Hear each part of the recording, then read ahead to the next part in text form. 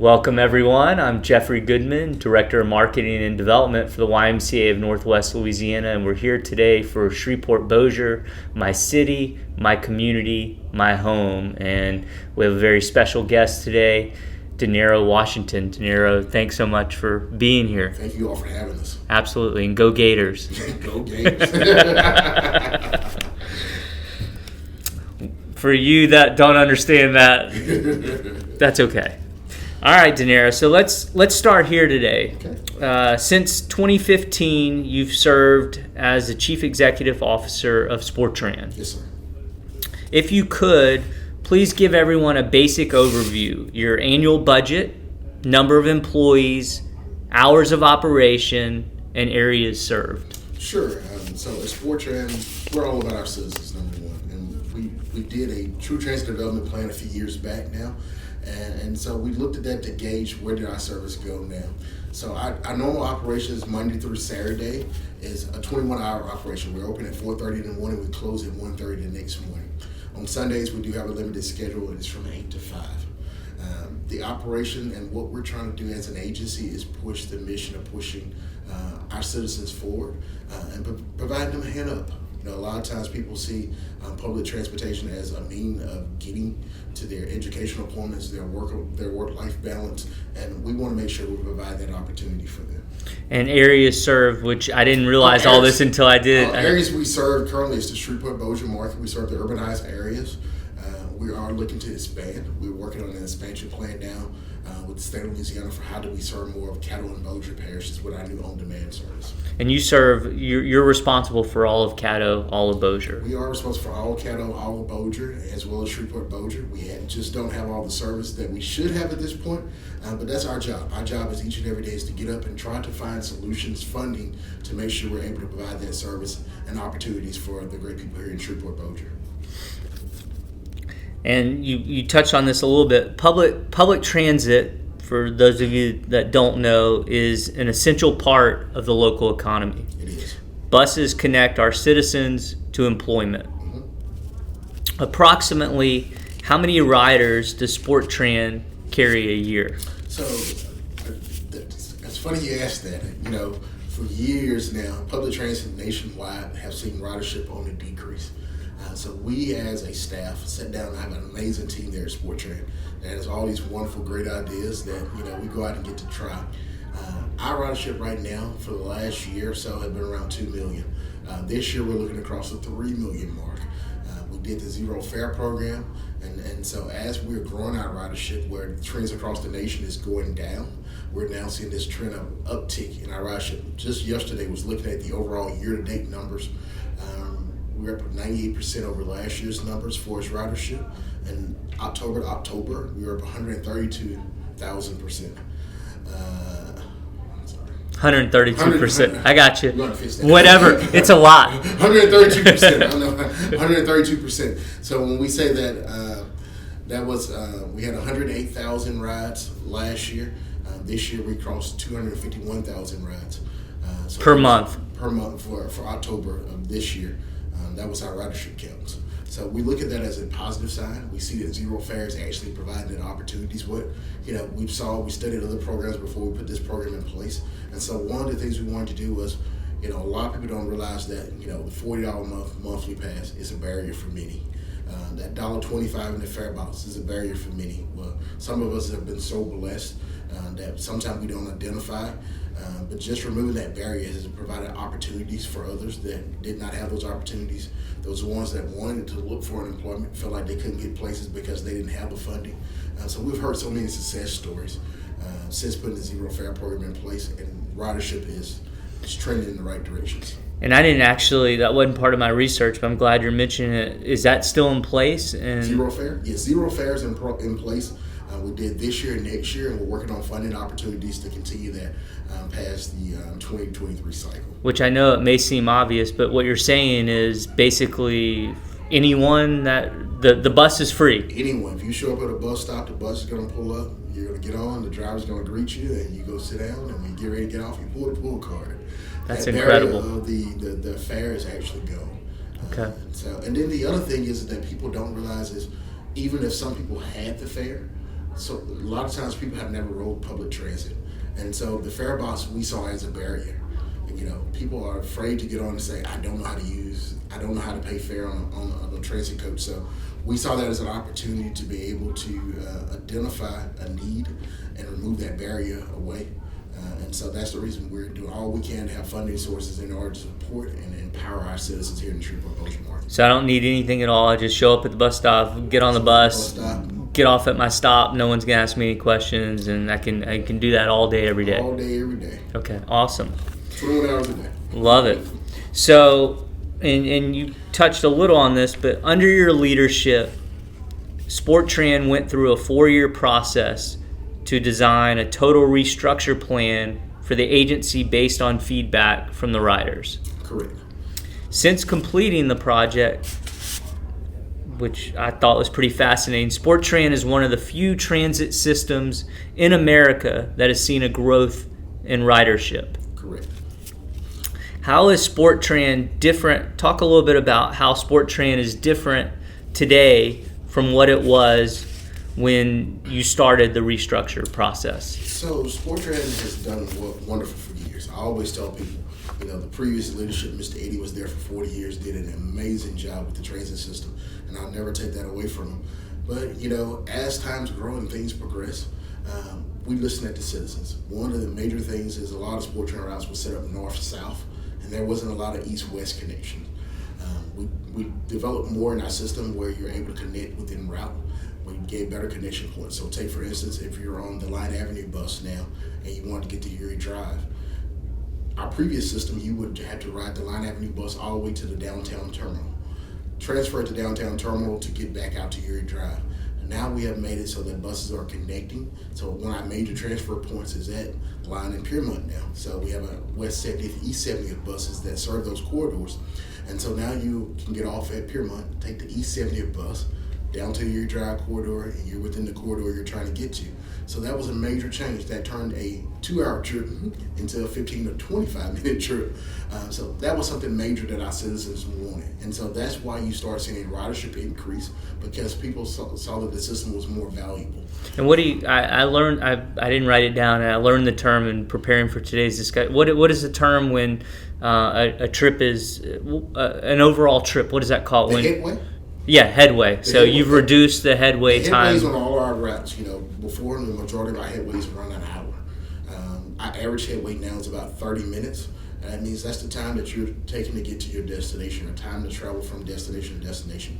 The other things we did was we looked at different facilities, where in the past everything went into the downtown terminal. So we looked at how did we strategically place facilities in places that will allow people to connect in different modes and different means. So that means we built the Southwest Transfer Hub. That means every route. And where is that? That is at the corner of 70th and St. Vincent in the old Cedar Road Park. Okay. So we built that facility along with the intermodal terminal, and that allowed us to keep some vehicles from having to go all the way into the terminal, but also put a connection between those facilities, because sometimes people want to do things within their own community. But they don't want to have to leave their community to travel all the way downtown to go somewhere else in their community. And so there's now a terminal at 70th and St. Vincent? There's a Southwest. We call it our transfer hub. So there's a terminal facility there. Other terminal location that we use as a transfer hub is the Shreveport Regional Airport. Okay. And then we also built a facility across from the Louisiana Boardwalk. It's a smaller facility. We're looking to enhance that facility over the next coming years to do more what we did at the Southwest facility. But we also put a Bossier facility in right across from the Louisiana Boardwalk. So that means that everyone in Bossier doesn't have to cross the ridge into Shreveport to get somewhere else in Bossier. We have all the Bossier routes now connecting there, and we put a connection route between the intermodal terminal and Bossier. That means that everything in Bossier can move a lot faster without having to cross over the bridge, go back and forward. And if you wanted to cross the bridge, then there's a bus also that's there that will connect you back with all the Shreveport routes. And so before the restructure process, you just had one terminal. Now you have 4. You had one terminal, correct. Everything went into one terminal. So if you wanted to get anywhere, you had to come to that terminal. You had to go back out. So the main thing is, as you just identified, headways were the ideal situation that we had to reduce. And out of all those public meetings, and I tell people, we had 101 public meetings. I was at each and every one of them. So, you got the thing. You heard the message that people wanted, and they want to be able to get places faster. Sure. When we first started the system, back in November of 2017, people were like, oh my God, they didn't understand, because So many of our riders have been used to coming into all the facilities, and now that we had the opportunity for them to transfer within route, that was a retraining process. So over the last few years, we've done this major retraining process with our riders, and I think it's going extremely well for us. And then that brings us to the last thing that we did, that we're still working to progress and move even further, is on SporTran on demand.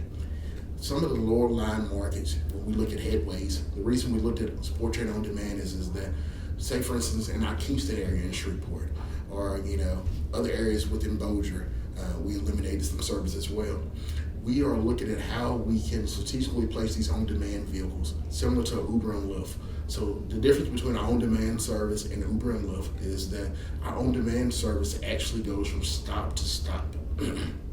So you can go to a particular bus stop in the area, request this vehicle. Vehicles are normally there 10 to 15 minutes.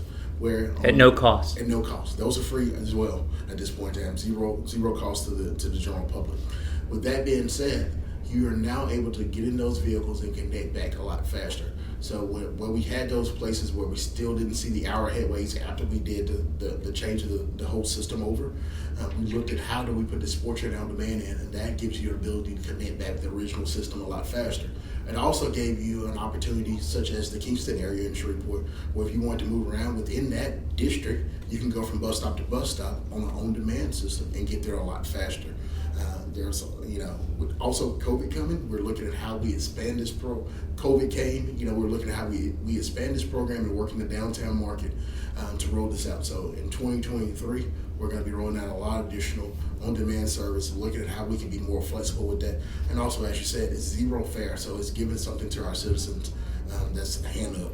That's incredible. And I don't know if you mentioned it. Talk to me a little bit about kind of the reduction in number of bus stops through this process. Oh my God. The reduction in bus stops. So when we first took over the system, we were around 3,200 stops. We actually, before we eliminated quite a few stops, and we got down to about 2,900. As a part of that process, one of the things that we did was we looked at the national average. The national average for bus stops is about every 4 blocks. In the great cities of Shreveport and Bossier, we had a bus stop on every corner.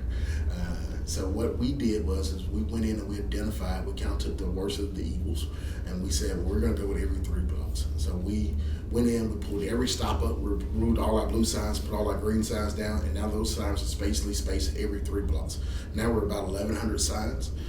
It also is for people who are driving behind us. They greatly appreciate it. Absolutely. Stop every block. Absolutely. And we tried to put it. We tried to look at safety and ADA as part of this as well.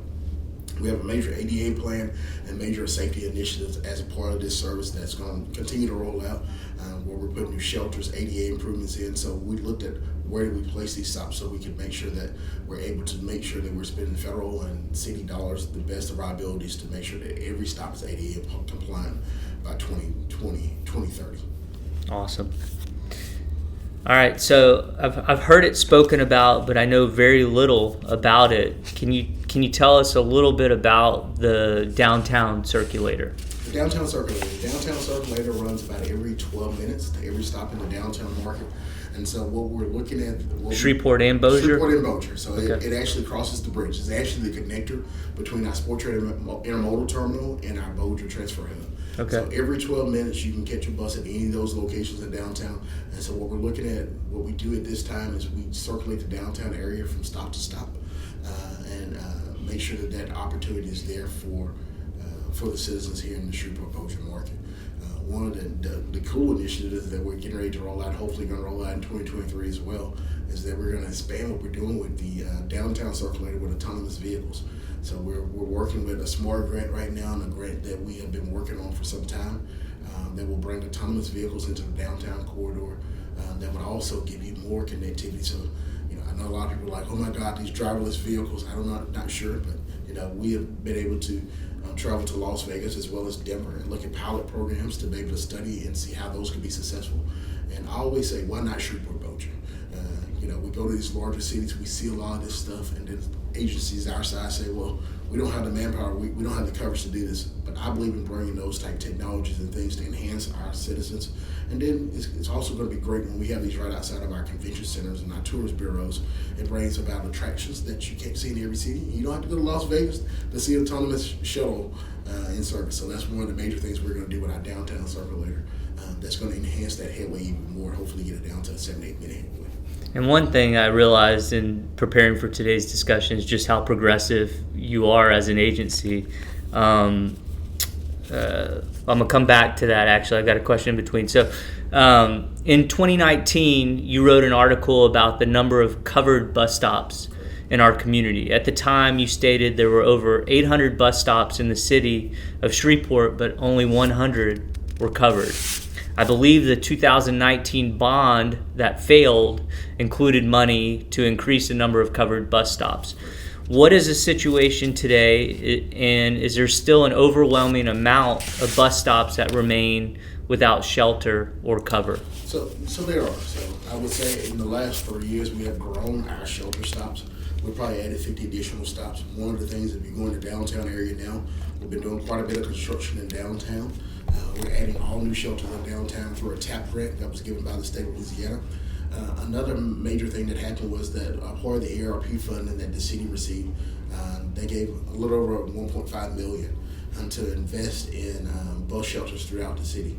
Well, so we took that $1.5 million and we leveraged that portions of that in order for a 20% local match and apply it for a federal grant. So now we just won a federal grant earlier this year for $1.9 million. So now we have a little over $3 million that we're going to be investing over the next 2 years, adding about 300 to 400 new cover shelters. So less than half of our shipper stops will not have covers. But also when we go back, we're in a process. One of the major things we do is we identify where things are needed based on capacities.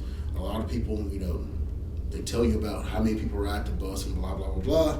With that being said, we have passenger counters on every bus. In real time, I get data sitting at my desk and telling me how many people got on at every stop, how many people get off at every stop. We use that data. Our agency is very data driven. We use that data in order to be able to produce where our next stops are going to go, where those shelters are needed most. We look at, headways. Who would have to stand the longest? If somebody has a 5-minute headway versus somebody have a 30-minute headway, then we look at those areas. So that's kind of how they're being prioritized. And like I say, hopefully it's on the city council agenda. It actually started about 2 weeks ago, yesterday, because we didn't have the full 2 weeks. It kind of laid over. We have the budget amendment that is reclassifying the local match to support the grant. Once that's done, we'll get this into a procurement process, and you'll start seeing a lot of construction at bus shelters throughout the city. Great. So let's get into the progressive aspect of what I mentioned earlier. Most people don't know that SporTran was the first public transit agency in the state to deploy electric buses. Correct. I believe today, if I'm not mistaken, that your fleet only consists of electric buses and alternative fuel-powered buses. Correct. How many buses total are in your fleet today, and how many are electric, and how many are CNG? So total at this point in time, we have 55 heavy-duty coaches that are in our fleet. 5 of those are battery electric vehicles. We will be accepting additional 2 later this year from Proterra, and then we just received another grant through the RAISE grant where we're going to be improving the medical corridor. We'll be adding additional 7 to 8 battery electric buses that will serve that corridor.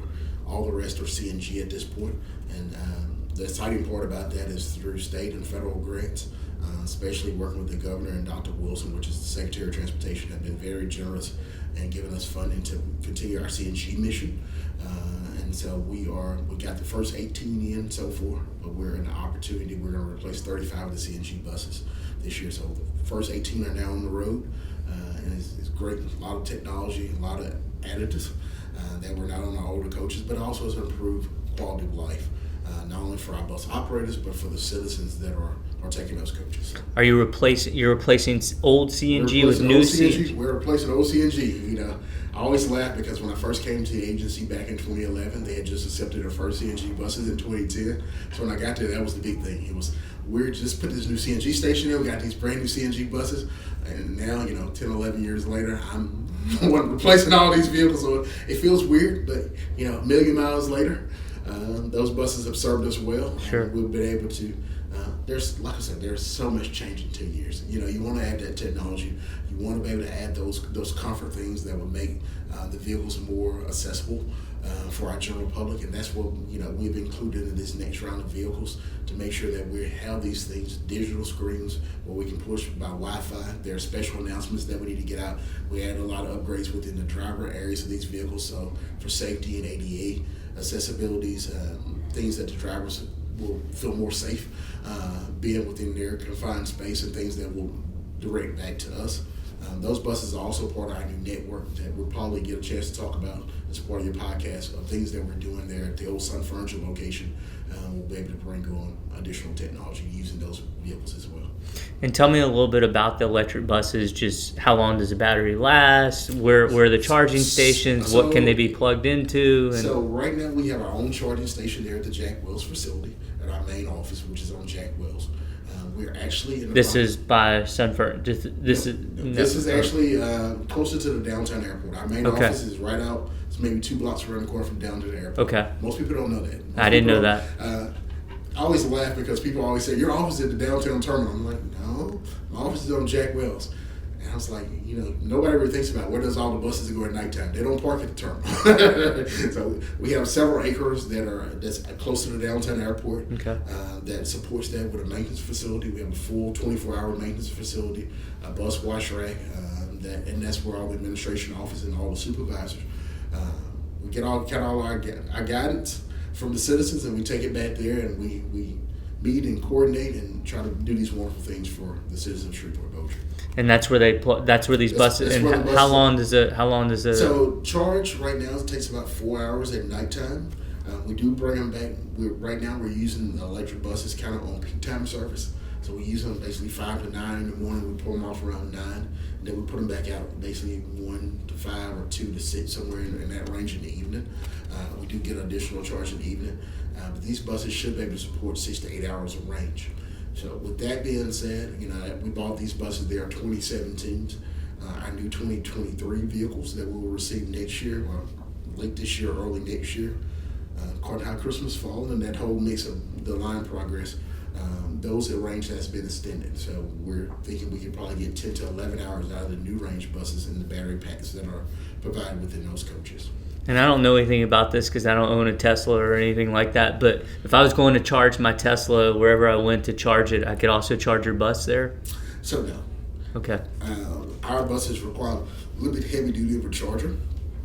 The funny thing is about this whole electric thing is that I've learned a lot. I'm sure. Over the last 5 years I'm sure. with electric buses. So the first chargers that they proposed to us by the manufacturer have been replaced. And that in these 5 years now, and so what we're doing now is we've upgraded those chargers to more heavy-duty chargers. One of the things that I would tell you is that we're even getting ready to go a step above that. We are at our old Sun Furniture warehouse.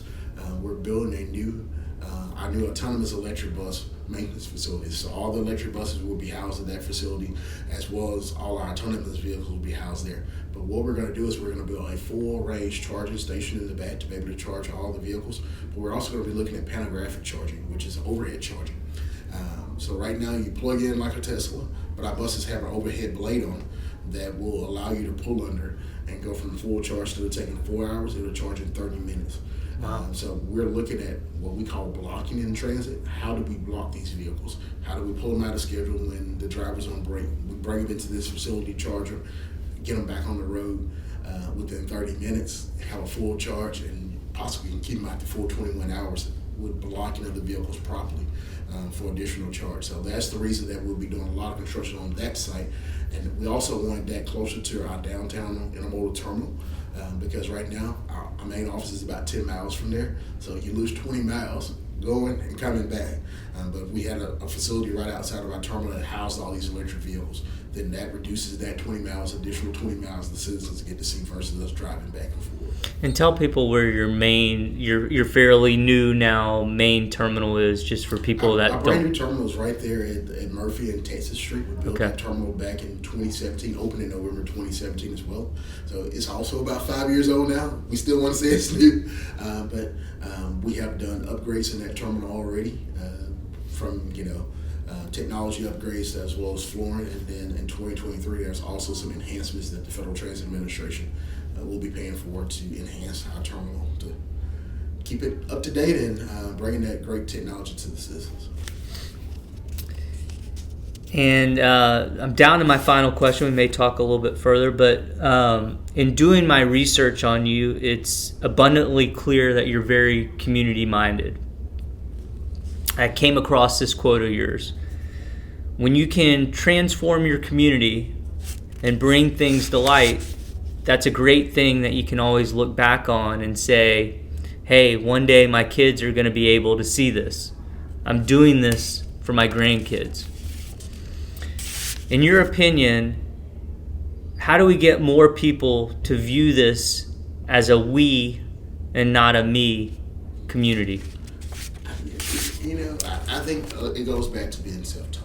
I mean, when I say self-taught, it's the things that you learn when you grew up in your upbringing. My parents raised me in a way that it was always about what did we do for others. What you do for others will be a reward for yourself. And that's just kind of where I live my life, and I think it goes back to the households nowadays, is that we've got to instill in our kids that the more you do for others, the more will come for you. And so that's just been my mission. That's what I instill in my kids at this point. I have 4 of them, so hopefully they go out and be good, productive citizens one day. But that's what I try to instill in them, is all about what do you do in order to push your community forward. I love Shreveport. I grew up here in Shreveport. Been away, came back home, and see all the great things that can happen. So I take my position each and every day on is how can I do something that benefits my community? How can we change the nature of what we're doing here in Shreveport-Bossier to focus on some of those things that we see other markets. I tell people all the time, there's no reason Shreveport-Bossier can't have the things that Dallas-Fort Worth have. It's all about us supporting those things and being a part of those as a community. But my job as being a transportation professional is making sure that we are working with those economic development partners, those tourist partners, to make sure we're providing the needs that they need in order to reach the next person here in our Shreveport-Bossier market. Well, you're definitely pushing this community forward, and I appreciate you very much and all the work you're doing. Is there anything else you'd like to tell us about your world? I'll just say there are exciting things on the horizon. I would say that we are working heavily with Amtrak, so I think we'll see some Amtrak developments here in the near future. And when you say near, are we talking about? I would say in the next 2 to 3 years, you should see some very significant developments within Amtrak for our Shreveport-Bossier market. Meaning I might be able to ride an Amtrak train in Shreveport. So major discussions just this past Thursday. I was in Monroe with Senator Bill Cassidy, and one of the things that he is eager to use a lot of the federal funding that has been passed as part of this bill to build out that corridor. It was a great stakeholder. I've been to many Amtrak meetings. Probably never been to a meeting that had this many professionals with like minds in one room. Over 100 professionals who are in this room to just discuss how do we fix that gap between Longview and Meridian, Mississippi, and different states from Senator Highsmith from Mississippi was there. Alabama was on board. Texas had senators there, and for us to have our federal senators all in one room in Monroe, Louisiana, talking about how do we push things forward, I think was major. So I think that was a step in the right direction. Also, other things that we have in the development process is our new Sun Furniture building. That building is now under construction. That is the ideal location for the Amtrak platform. We've had many discussions, so that's the reason that building is under construction at this point. It will consist of a food-style retail court, as well as several retail developments. It will consist of a possible waiting room for Amtrak, and the second floor is going to be our new innovation center for SporTran, which would include a bus simulator. So we'll be able to simulate, bring drivers in, put them on the simulator before even going out. Our new training facility, because training is big to us. We spend 12 to 16 hours yearly with drivers one-on-one just to make sure that they're doing safety things. But the major thing that we're building there is we're building a real-time control center for transit, which means that every one of our buses, cameras will be in live feed on walls there. We'll have staff there watching. So we can already tap into vehicles in live feed, but all the cameras are just not in this big. So we're building a new control center. They built one in Austin. Got the chance to take our staff to Austin to see this center and how it could change the nature of how we do things. Not only that, we'll be able to connect with state DOTD cameras. Several other cameras we'll be installing. We'll be able to connect with railroad cameras so we can divert vehicles so they're not sitting at railroad tracks. So there's a lot of major initiatives that are going to happen as soon as this facility comes online. We're just a site that's under construction and supposed to be completed in March of next year. Wow. Awesome stuff, Dinero. We're excited to do it for this community, and we love the community we live in. Thank you. Thanks for all you're doing. Thank you. Absolutely.